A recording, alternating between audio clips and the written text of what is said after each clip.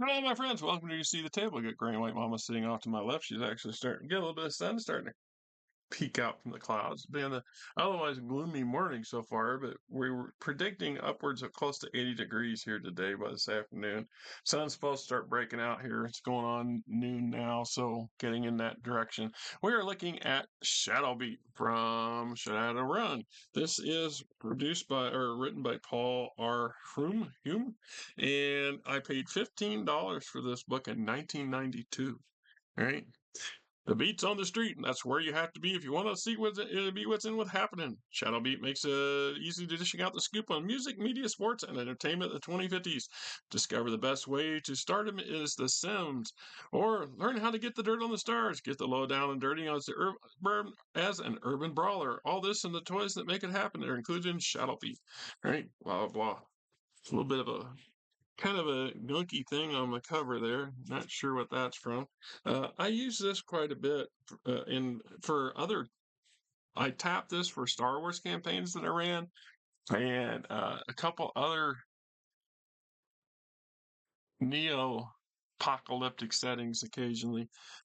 Once again, this is one of those supplements or source books that gives you a whole nother possible avenue for gameplay inside a Shadowrun setting.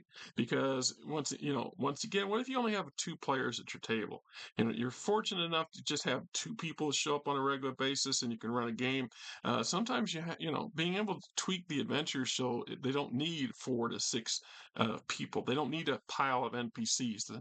Is advantageous. The same goes for individual play. So if you're playing a solo game, for example, or if you're playing with just one player, just you and one player, then perhaps that player has a fascination of being, an investigative reporter, or wants to be involved in I don't know, professional sports or something like that, and yet you want to tailor adventures around them. This is the kind of book that lets you do that, and it gives you that advantage and insight into what to do. Right. And so we go to contents and credits. Mhm. And we got introduction. It's only rock and roll, wax, concert clubs and dates, composition, cashing in, broadcasting. That's entertainment. Now the news. And then we have semisynths and archetype additions and sports. Whole slew of stuff. No matter what happens, the beat must go on. Andrew Brady, reporter. All right. Shadowbeat is a source book used with Shadowrun's game system. In no particular order, it describes rock and rockers, the popular media, journalism, and sports as they become to be in the sixth world, at least in North America. Shadowbeat also provides the rules and guidelines for players who want to get out there and make a big onion and big trouble as rock stars, or who want to dig up the muck as crusading reporters. For those who like their violence gratuitous, there are complete descriptions on urban brawl and combat biker, which had never been explained until now. Note that whenever these rules refer to standard success test, the reference is a simple, unresisted success test, blah, blah, blah. Right? So, in the fragmented society of Shadowrun, the media are also fragmented, alienated, and maybe even a touch paranoid. Certainly, this book seems to have been fought bitterly against any unified theme or central vision, and sometimes seems like it being flicking from one channel to the other on some manic network, as well as maybe inherent to the subject material. So, music is the messenger no one can silence. Mercurial. Yeah, and I did a thing on her. So, style and substance, rock and roll. Right, rock and roll. The rockers generate characters will need to sing, play an instrument, or dance. Although these game mechanics concentrate on rock music, they can adapt to fit any form of expression intended to reach an audience, be it literary, graphic, or plastic arts. Plastic arts? Okay. Performance skills, dance, musical instrument, singing, songomats. And it comes out here. Acoustics, special instruments, elect- electric, synthesizers, omni, synthlinks. Definitely 80s. Definitely 80s artwork. You can tell that from a mile away.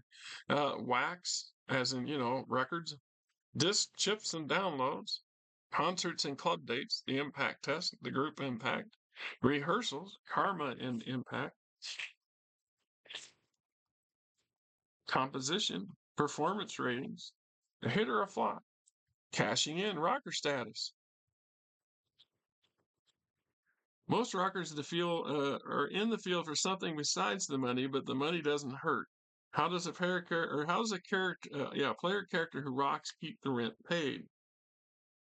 It says when using the Shadowrun rules to create a rocker character from scratch, page 53, a player can use tech onion to purchase status. The rocker types below listed the amount of Technunion cost to purchase that status. The character does not buy status as a rocker. He's presumed to be a newbie, and also see the archetype additions. Status provides a basic lifestyle if the rocker is not pulling down income from other activities. This is still Shadowrun after all. Determine how the money's distribution pulls down upward performance, give the basis for figuring out, etc., etc. Newbie, opener, Star, Solid, Seller, Nova Star, Lifestyle, booking test, booking fees, distribution, recognition, the ups and downs, status and bans, money or message, optional, social effects of rock, metahumans and rock. We got Elven rock, Sasquatch rockers, Sasquatch, that's right, Bigfoot rockers, Goblin rockers. The downside of the charisma thing, orcs and trolls do not generally make it big in mass market rock. That doesn't mean plenty of goblin rockers don't play for a goblin market. There's just no big money there, and their stuff doesn't get played on the rock net. A lot of the music in the community is powered by rage, music of the oppressed. It doesn't have that much good to say about normals, elves, and dwarves. Even orc and troll bands that break out of the ghetto and hit it big time charts usually have an attitude. Darwin's Bastards went platinum with their homebrewed recording of "Do We Not Bleed," but their next album, Breeder Blues, was not comfortable listening. Audience can only take so much direct abuse, etc. Magical musicians, astral rock, so magic in music. Then we get into broadcasting. It's simple with technology available today. We're everywhere. Arthur M. Kavanaugh, Senior VP Marketing, ABS. Kavanaugh came with that little gem in an interview on the Public Broadcasting Network talk show. The open forum type of thing where everyone supports the official party line gets to explain how diverse their views are. Okay. Transmission and systems, terrestrial broadcasting, cable transmission, satellite transmissions, matrix transmission, home receivers, the basic tree idio, optional tree idio features, fax, high-speed matrix access, large TV 3D display, large field holophone, multiphonic sound, premium cable access, premium matrix access, premium matrix interface, satellite reception, SimSense interface, boosting Trivideo services, buying Trivideo services. And it says, like it says here, sinless folks need TRID too. Even non-persons may want to make the phone call every now and then, and the broadcast channels in summertime are nothing but reruns. For ghost's sake, being stuck watching those is cruel and unusual punishment.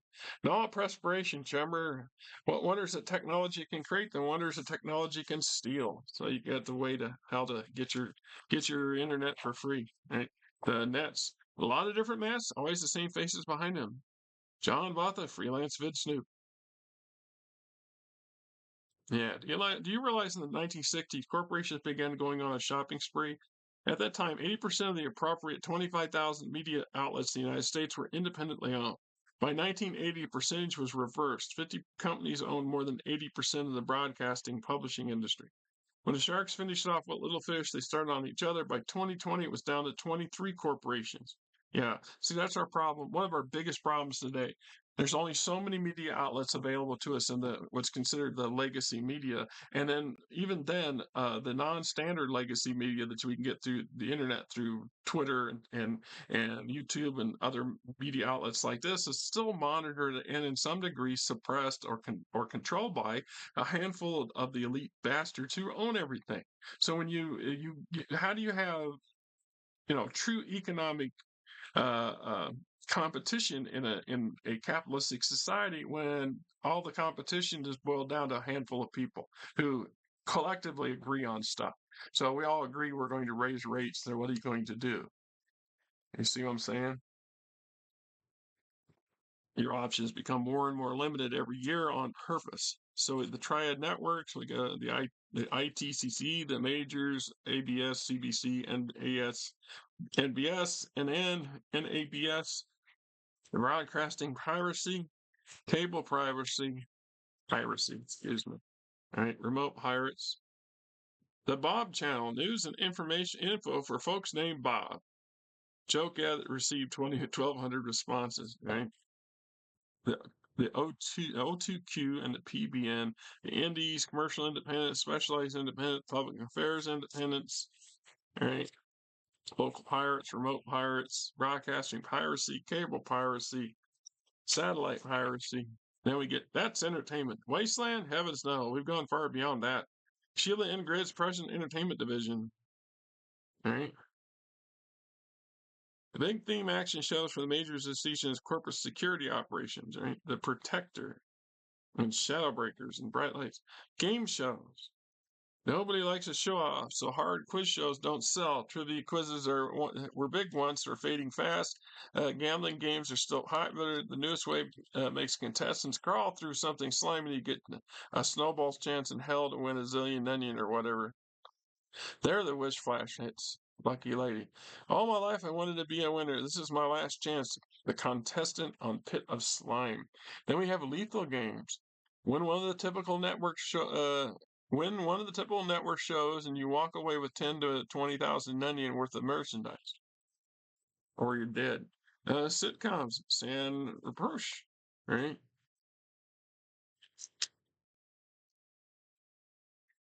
And we got Kapow Kapow in your face issue. Hoy, Stargazers, we've been getting goods on the latest and greatest. Folks, the shadow teams like you have asked about. The dream team of two walkers and Sub-Zero Newsnet stars is linked up in our profiles library. Blah, blah, blah. Top How, Jack Q Triad Reporter. And we got Henry W. Cyber Snoop. I don't carry a camera, I am the camera. Dark Vine, Elf on the Rise. Monsters Profile Special. Sheena M. of Shieldwall. Teddy X the Waxmeister. Teddy is a rocker with a future you've never heard of. If you've heard of his new hit album, Priest of Princess, if you haven't heard, Shadow Teams are then punched up the download request, blah, blah. Don't try to tell me how to write my songs, and I won't tell you how to balance your credit sheets, okay, Mr. Suit? Yes, sir, Bob.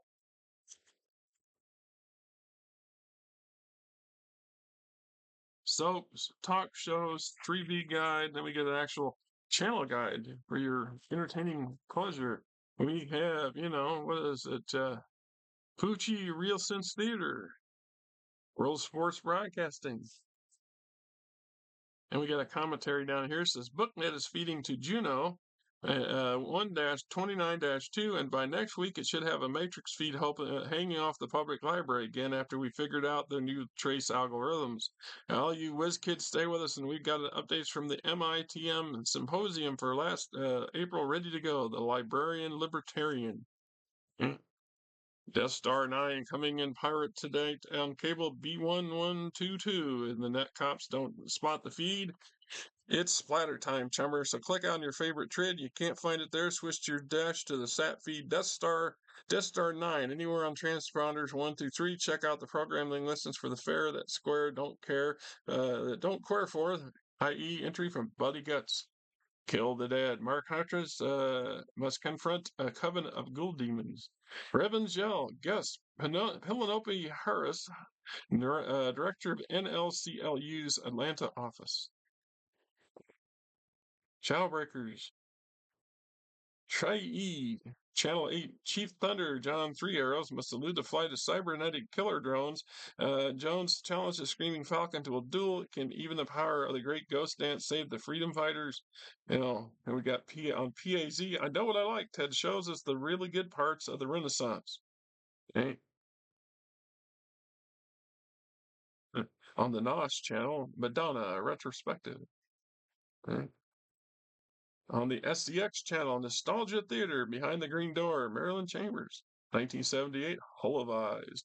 Oh, we want to see that in television. What do we got here? Baking with Aunt Sally channel. Right?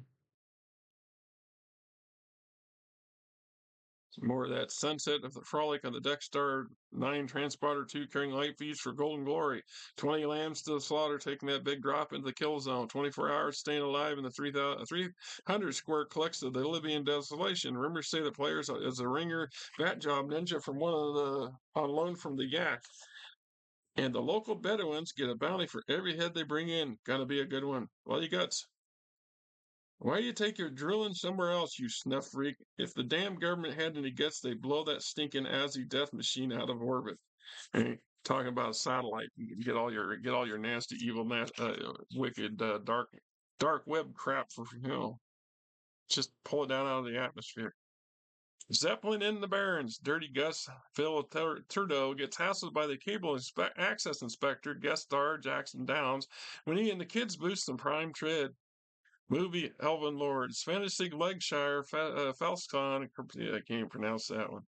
Movie Cybercop 2, Action, Ted McQuan, Bandai Chaser 2042, right?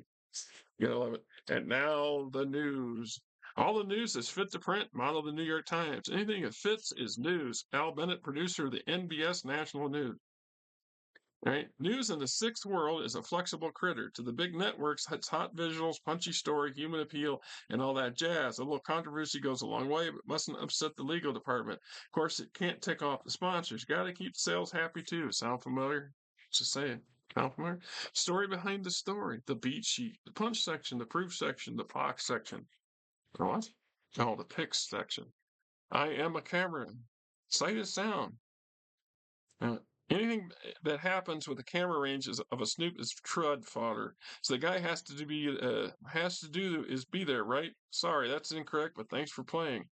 Shooting triad captures the facts that moves the viewers, that tells the story. It ain't automatic and never has been. Snoop's got to know more where to point the camera and how to spot the action before it starts, and to have the lens ready to pick it up. That's what news triad is about. The pix text, making a pix text, pix modifiers, visibility conditions, snoop movement, snoop in combat, snoop damage, covert triad, the interviews, interview test impacts, casual interviews, how you go about them, friendly interviews, hostile interviews, magic interview modifiers, press conferences, legwork interviews. What is truth? The one thing that's certain about the media is that nothing is certain. A hotshot editor with state-of-the-art gear can fake a triad of a president standing naked in Times Square doing a mercurial imitation, and a Prexi's own mother would swear that was a real thing. Matrix documentation, Drek. We all know the kind of surgery a Decker can do on data. With a nasty Assistrix and the right medication, can even program eyewitnesses to order. Right? Yeah, we are in that kind of world now. How are we ever going to get honest and fair anything? I'm just saying, America, how do we do that when the elites own the damn media sources and all the media hacks are in line with them, and it's all about the money. The truth doesn't matter anymore. It's all about the money. Chip truth. Picks don't lie, except they can. On the beat. Filing the story, breaking the net, when to file, rating the beat, punch test, nothing but the truth, the consequences, the spike, the outside pressures. See, like I said, you want to be you got a thing to be, the gritty street reporter or investigative whatever. I mean, these core books for these sort of things really give it to you, all the stuff you need to run a good campaign, doing that stuff, and the story, rating scheme. Then we move on to the section of sports. Why not give everyone a gun, a camera, and call it a game? Monkey Tribe Survival Manual for Erect Bipeds by Mullins Chadwick, Putnam Izu Publishers, New York, 2041.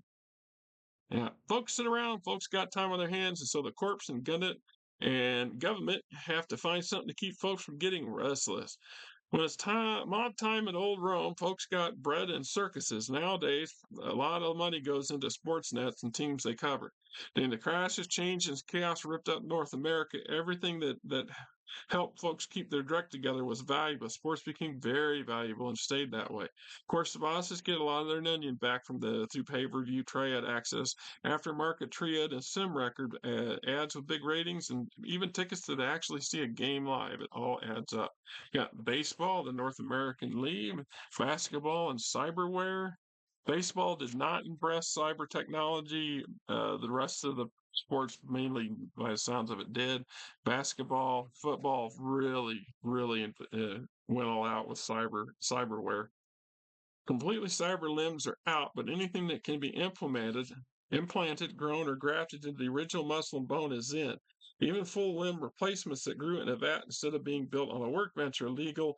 Edged and powered or missile implants are out, but implants with increasing the striking power of a natural limb are whiz as far as the leagues are concerned. Football does not limit the quantity of cyberware a player can load in. He can mod up until he's got less essence than a Fuji Cyber servo robot. It's still null perspiration. Right. Make you think about that for a minute. What kind of sports would that be like? And if you take and you put football and you give everybody enhanced strength and reflexes and dermal armor, you'd need a bigger arena. They're capable of kicking and throwing them balls far further than they can normally, and they can race to keep up. And the behemoths are going to be literal tanks on the field. And yeah, right. Other pro sports, courtball. The Adelson Courtball Union claims theirs is the original form of the sacred game played by pre-Columbian civilizations. No archaeological info. Yeah. See, including the possibility that the winners get, assassinated or sacrificed. Right. Other pro sports, the big three in combat sports that rule the net. Sports biggers oversee even other parts of. So soccer is huge, obviously. Magic and metahumans in pro sports, women in pro sports. Amateur sports, the Olympics, the Tokyo Hassle. Mano a mano, individual combat, boxing, lethal sports, freestyle, so kickboxing and regular boxing. Combat bikers is what it sounds like. The WCCL, the World Combat Cyclist League of the Pro Combat Tiger organization. All right. The arena, the bikers. So you got line bikers, the hand-to-hand boys mounted on fast, unarmored cycles, armed with maces and riot guns. Each line biker gets his choice of an additional weapon: flail, net, whip, or bola. A team has 4 line bikers. Lance bikers are mounted on heavy machines, big on power, low on maneuverability. Each gun carries a 2-meter lance, a mace, and a riot gun. Each team fields 4 lancers. Thunder Biker is armed with a fixed mount grenade launcher on a light cycle and assortment of boom boom. He also carries a mace. 1 Thunder Biker rides for each side, and then we have the goalie. And armored like a tank and moving on foot, the goalie carries an auto shot riot carbine, a mace, and a little thing called a tetsabu. That's a heavy Japanese quarterstaff shaped like a sawed-off lamppost and covered with big studs. When a goalie lays a tetsubu shot across the middle of a biker moving at full speed, the audience usually gets to see how much guts the biker really has. A team of fields 1 goalie, and his playing position is the goal zone. Match. Then we got the weapons: the flail, lance, mace, net, tetsubu, a whip, auto shot riot carbine. Yeah, and they are loaded with 20-round clip of stun ammo, stunners, grenade launchers, get 3 concussion grenades each play. The riot guns, also using stun ammo. The armor, the bikes, other equipment, the game. Scoring, fouls, deliberate release of flag, ramming a dismounted player, riding over an unconscious disabled player, use of unauthorized weapons. The Urban Brawl. 2022 is the rumble of the a la mode for French street gangs who wanted to settle something was a fight on a piece of neutral terra by 2 armed teams. The side that scored the most goals in the single game, ball game, won the beef. Some sort of cross between get the guy with the ball and a gunfight at the OK Corral. Right? Urban Brawl Leagues, the Arena Brawl, North American Urban Brawl franchises. The Chicago Shatters, the Chicago Sensations, Denver Thunderheads, Detroit Nightmares. Los Angeles Bolts, Norfolk Battlers, St. Louis Slaughter. The Brawl Zone. Franchise games are played in the streets when the Brawl Zones are selected by the ISSB before the season begins. The list of potential sites is very hush-hush indeed. Includes about twice as many zones as the league actually needs. Right? The Brawlers, the weapons, the armor. So the Brawlers have Scouts, Ragers, or Bangers, Heavies, Blaster. We got the armor, the weapons, right? Medico, non-offensive position, Outrider. The Scouts, light armor, personal sidearm, 4 to a team. The Bangers, medium armor, personal sidearm, 4 to a team. The Heavies, medium armor, personal sidearm. The Brawler's choice of assault rifle, SMG, or shotgun, 2 on the team. Blaster, light armor, but carries an LMG, a light machine gun, and a gyro harness mounting, 1 on team. And then these 2 Brawlers cannot carry a ball. An Outrider, medium armor, motorcycle, and a cycle-mounted assault rifle, SMG or shotgun. Personal sidearm, the Outrider can fight and it can also carry other Brawlers on his cycle. The ball carrier may not get a lift from an Outrider. Medico, heavy armor, color bright glossy white colored medium, no weapons at all. The Medico carries a well-stocked medical kit. This is a non-combat position. The Medico cannot engage in combat, and players who deliberately attack him are slapped with a penalty. Unless he's on the Outrider cycle, that bike is always fair game. The weapons, the armor, the ball. The regulation brawl ball is a spherical, 65 to 70 centimeters in diameter, about the size of a soccer ball, weighs about 500 to 600 grams. Is made out of dense plasma foam and covered with a bright gold or yellow glow paint. Clearly visible at a minimum distance of 50 meters, according to ISSV rules, may be carried in the hands or tucked under one arm. Forgive me, the game. The Urban Brawl is divided into 4 quarters, 30 playing minutes each. Each play lasts a maximum of 5 minutes or until one of the following conditions is met. A goal is scored, the clock runs out on the quarter, the ball is declared dead, a wipeout takes place. If the goal is scored, the clock runs out the play, both sides begin the next play back at their home goals. Offense versus defense. Brawler down, scoring, penalties, reasons for penalties. Deliberate attack on a disabled surrendered brawler is a kill penalty. Deliberate attack on a brawler under a penalty. Illegal intelligence. Insufficient offense. Arson. Deliberately setting a fire in the brawl zone earns a kill penalty. It means automatic loss for the team. The game has to be canceled. This rule originated after an unfortunate incident in Buenos Aires. Yeah. So many exotic places in the world. Right.